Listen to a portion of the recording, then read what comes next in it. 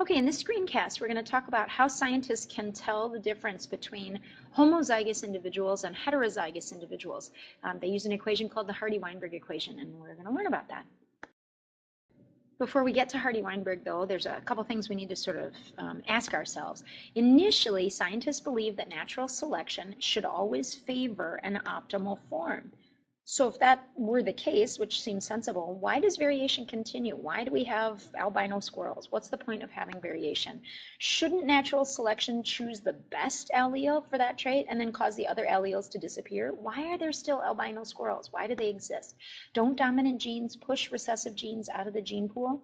Well, of course, hopefully you understand the answer, and we'll address this again at the end, but it's to maintain as much variation within the population so that the population can respond to possible environmental changes. We called those selective pressures in one of the previous screencasts.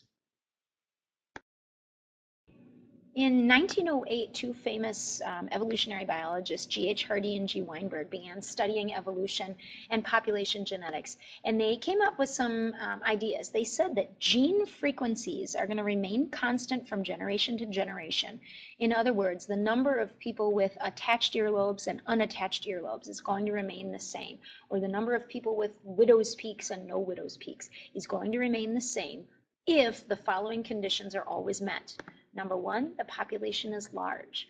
Number two, mating is random with regards to that trait. So if we're picking mates based on whether or not they have attached earlobes, then that wouldn't qualify. But if whether we have attached or unattached earlobes has nothing to do with mating, then mating is considered random.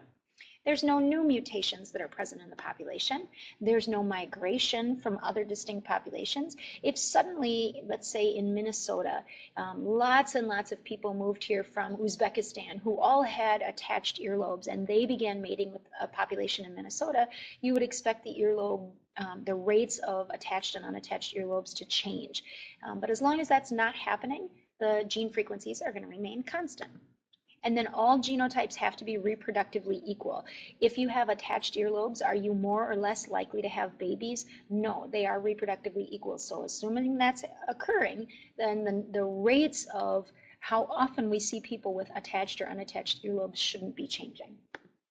Now, however, when Hardy-Weinberg equation does not accurately predict gene frequencies for generation after generation, that tells us that the population is evolving. So this is a way of sort of mathematically showing that the population is changing. Before we can jump too far into the mathematics of it all, we have to define what gene frequency means. The frequency of a given gene is simply the number within a given category over the total number in the population. So for example, if there were 5 students in a classroom that had widow's peak and there were 36 students in the classroom, you would do 5 there within the given category over the total would be 36. So 5 over 36 would give us our frequency. So let's try an example here. What is the phenotype frequency of individuals in a given population with attached or unattached earlobes? And we'll give you an example. In this particular population, there are 1,000 individuals and 200 of them have attached earlobes. So how do you figure out the gene frequencies? Well, you just simply do division. 200 have attached earlobes out of a population of 1,000. Or in the case of the unattached earlobes, 800 out of 1,000 have unattached earlobes. Divide them out, 0.2, 0.8, or another way of saying it would be 20% versus 80%. Now the allele, or the gene for attached earlobes, is recessive, and the gene for unattached earlobes is dominant. So taking a look at those numbers again. Here's a new question. What is the frequency of being recessive, having homozygous recessive, 2 small e's in this population? Well, that's pretty easy because we can see those individuals. We can see them. They're the ones with the attached earlobes. So that would be 0.2 or 20%. But now here's another question. What is the frequency of big E in this population?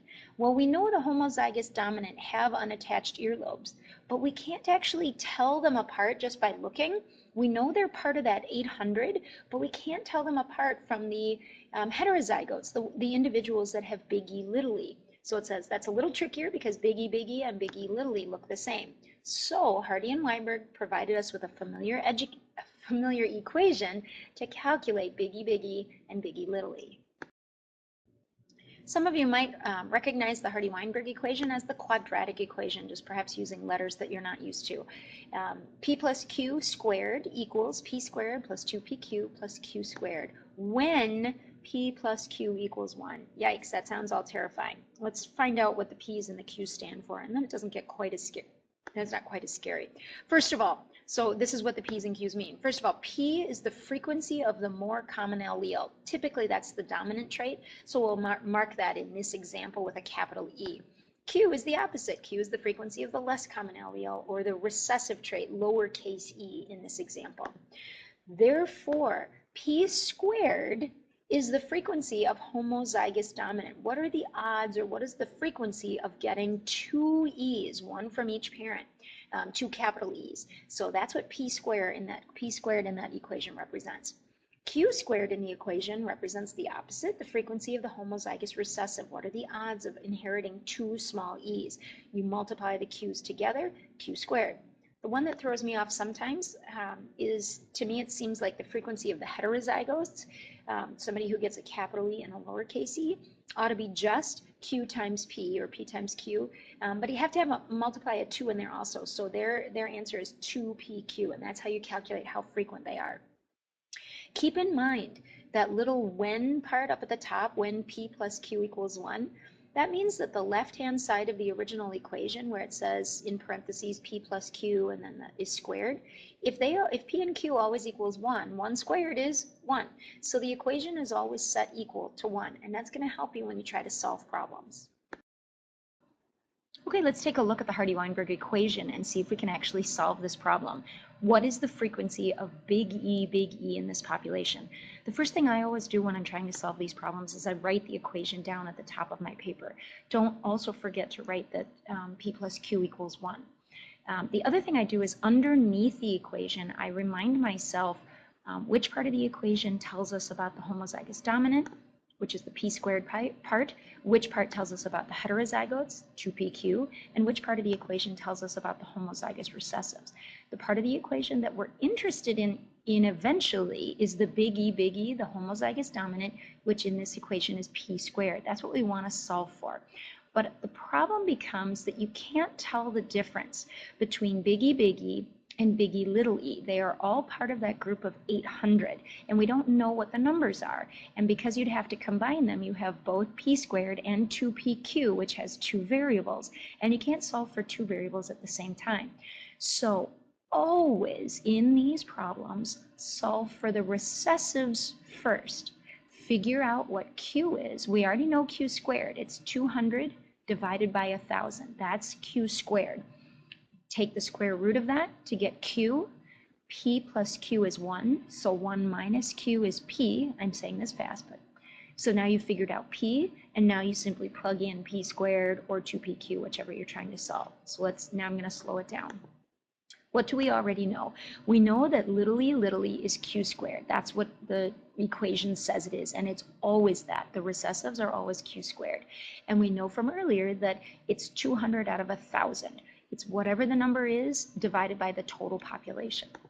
We also know that if we take the square root of both sides, if you take the square root of a square, you get the square cancels. So Q must equal the square root of 0.2. We took the square root of both sides. The square root of 0.2 is 0.447. Now, we also know that P plus Q equals 1. If you rearrange that equation, you can also say 1 minus Q equals P. Right now we know what Q is, we don't know what P is. So 1 minus 0.447, Q, is P, 0.553. Now all we have to do is plug it into the equation. We have P and Q, we just put them into the equation. The question was, what is the frequency of big E in this population? That's P squared. We plug it in, P squared is 0.553 squared, and the answer is 0.305. Now, I'm a big fan of always checking your work. So if you've calculated P and Q, you should be able to put them into the equation. P squared, 0.305, 2PQ, 0.494, Q squared, 0.2. And we said that if you add those up, they should equal to 1. If you do add the 3 up, you get 0.999. That's close enough. That's a rounding error. And so you've probably done your math correctly in that circumstance. So now let's try to see the forest through the trees. what exactly did we just calculate? What is 0.305? How does that mean anything?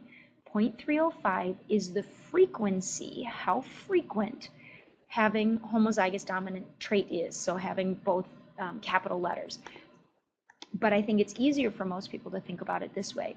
If you move the decimal over 2 spaces by multiplying by 100, 30.5% of our population in this example is biggie, homozygous dominant. 49.4 is heterozygous, biggie, and 20% of the population is little. Every single time you solve the problems, you solve them exactly the same way. Find the recessives, so whatever that group is, divide by the total population. Then that's q squared. Take the square root of it to find q. Find p by subtracting q from 1, and then plug those numbers into the equation. That's it.